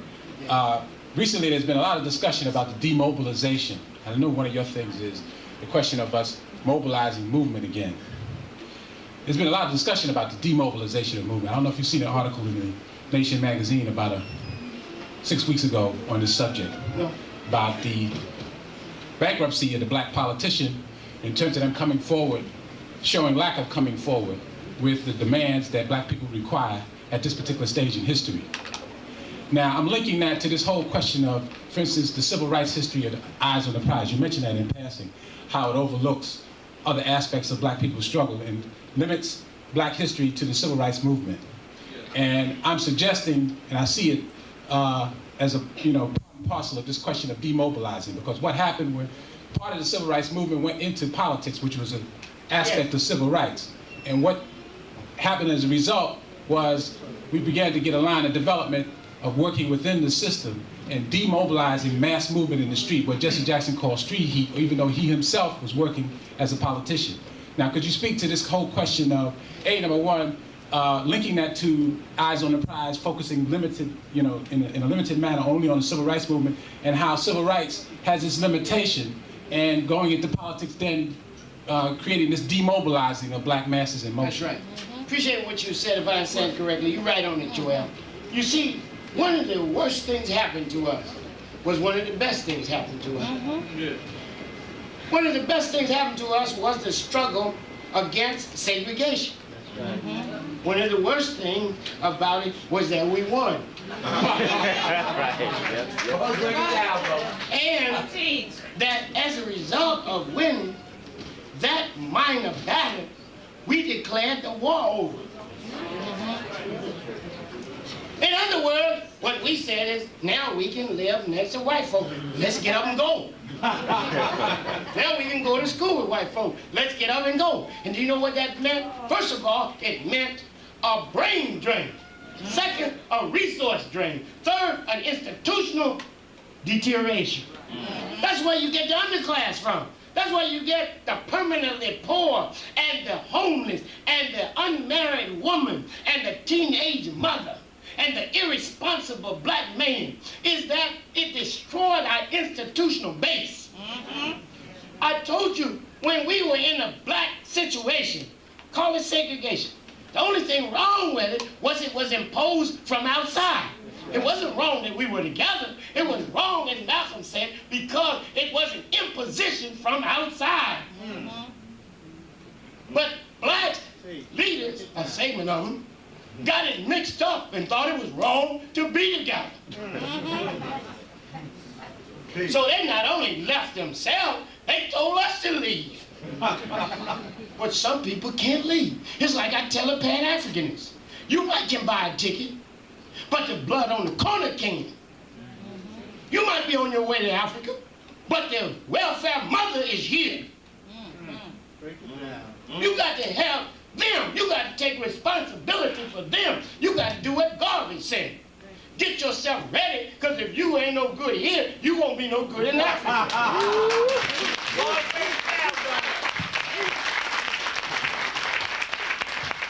That's what Garvey said. Don't blame history on me. That's what Garvey said. Now, here's what also happened, like Joel pointed out.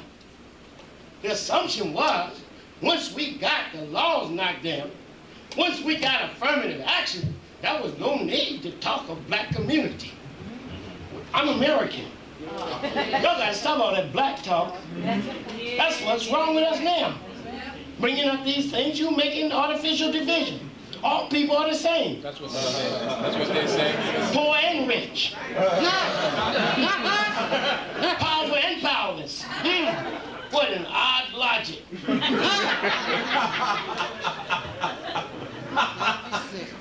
The powerful are different than the powerful. They got different interests. Do you understand? Right. But what we did, the leadership, a segment, and I really want to keep saying a segment because I don't want to discredit everybody. You know, I hate that. I hate when bloods get up and just murder mouth everybody. Ain't nobody left standing but them. They wobbling.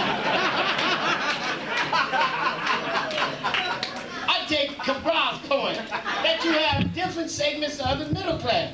Reactionary, progressive, and radical. Do you understand? All right, now, one segment of the black middle class said, we must move, as Bayard Rustin said, from protest to politics. Well, in a sense, that was right. The only thing wrong with it was that he defined politics in a narrow way. He saw politics as exclusively pursuit of office. I see politics as ways and means of gaining, maintaining, and using power. That's the substance of politics, and you can get it by organizing, mobilizing, disrupting, building, Voting, that's just one way. Party building, strikes, shutdowns, assaults in the night. There's a lot of ways you can do politics, you understand? But what we focused on then was what? Running for office. Now, you know what the limited view of that is, don't you? Our office ain't nothing but that, an office. Second, an office is a center for middle-class patronage. It's a way to advance middle-class blacks, but it has no bearing, or very little bearing, on the masses. Now, do I say it's no use for Dinkin to get this job? No, I'm not going to say that. It has symbolic value. And some people, listen, some people benefit directly from it. And it made me feel good when he got up and said, I won't deny my history. I'm an African person, and that's important.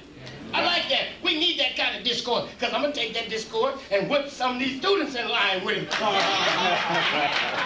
If Dinkins does it, why can't you? Dinkins all right, ain't he? He's a mayor.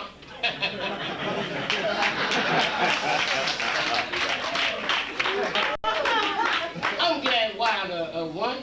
But you know, I'm not, do you understand that I'm not impressed with just office holding? That's not real politics. That's office holding. That's electoral politics. Okay. What about organizing people around their own interests and calling to account the office holders? Right. That's right. That's politics. Making the system bend to the will of the masses and to the will of history. And that requires organization, mobilization, political education, constant struggle. That's what people don't understand. They say a lucha continua. The struggle continues. It doesn't. Why is it continuing? The masses always fight. They resist on a personal level, even when they don't have organization. They just get tired, like Rosa did. I'm just tired. She didn't call no meeting, she just got tired.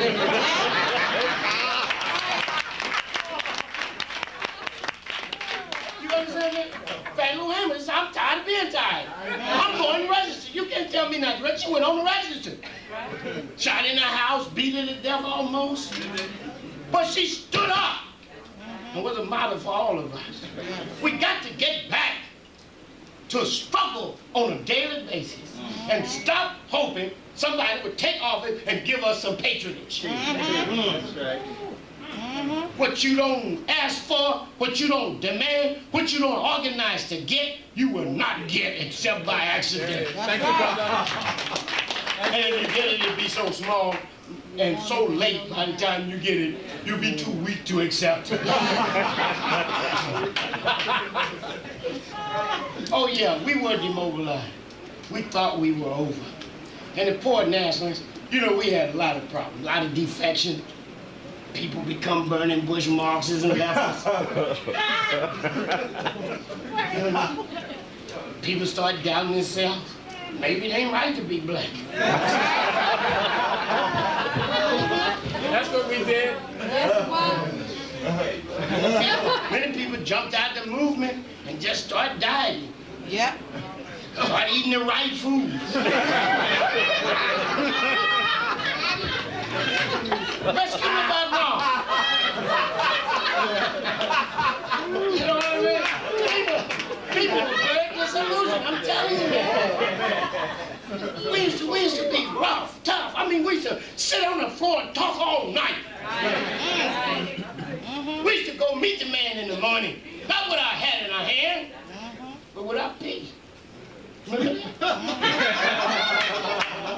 We used to take over things. Go right in a meeting. Hold up. We used to shut down factories. Shut down transportation lines. Make the bus have to stop rolling because it was empty. Do you remember that? Go ahead. Where did the love go? Where did the love go? Where did the commitment go? Stop mourning. So somebody defected. That shouldn't stop you. People pass, they come and they go. But the interests of the masses last forever. The need for freedom is eternal. Yes. Can't take no holiday. Drink some purified water. Swear that's a solution for a serious struggle. White man eat a ton of home. And he's in power.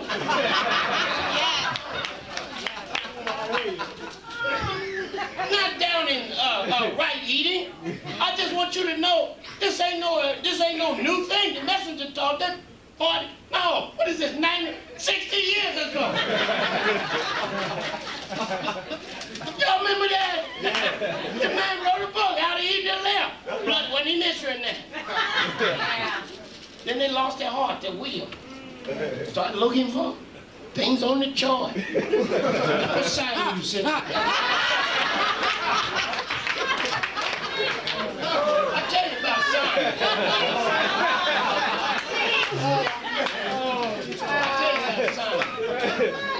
You better face it. All that sign knowing.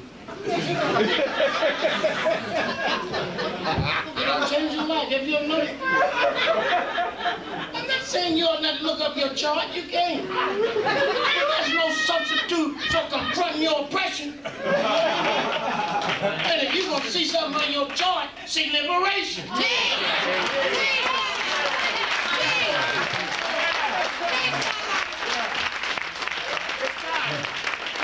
My brother, I said this last. I'm going. 2 minutes. I got to get in touch with me and I'll show you how. Get on. All right.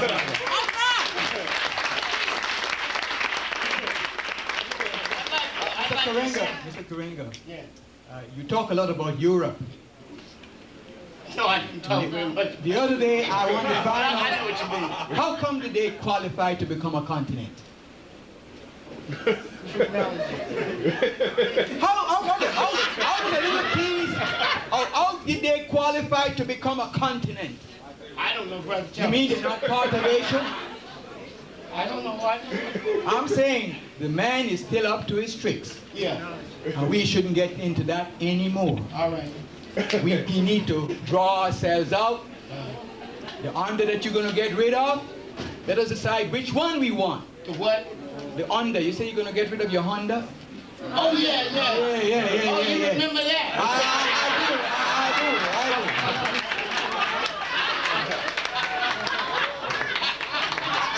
If we could do it. I like that. Let's organize a boycott. Don't have me walking and y'all ain't doing it.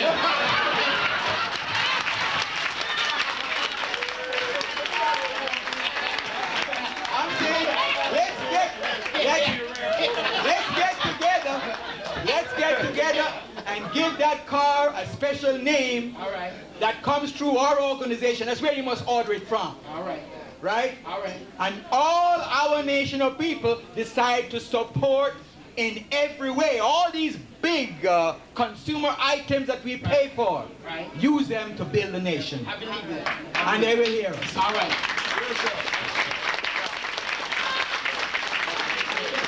We really have to go. And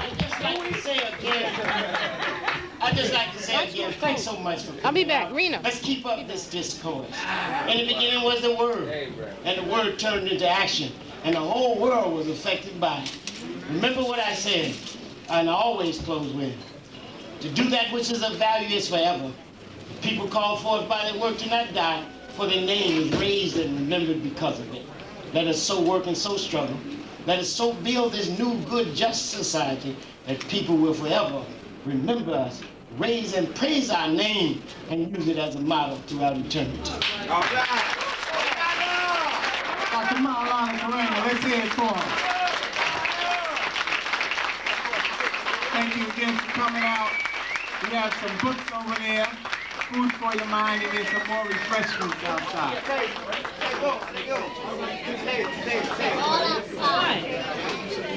There's also some tapes in the corner, Narco tapes, Dr. Karenga's tapes. And tape for this lecture will be ready shortly.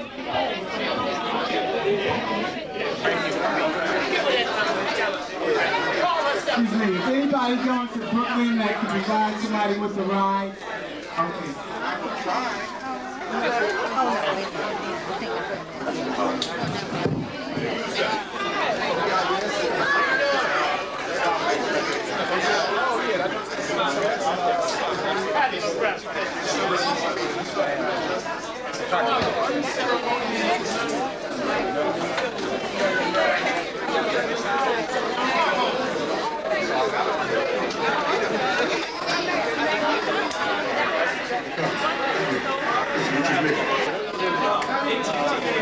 Whoever you want to name.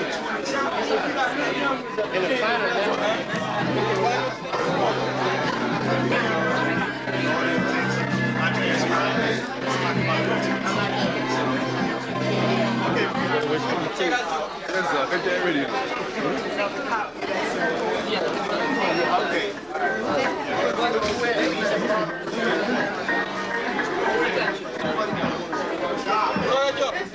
Is the CIA or what? That's CIA or what?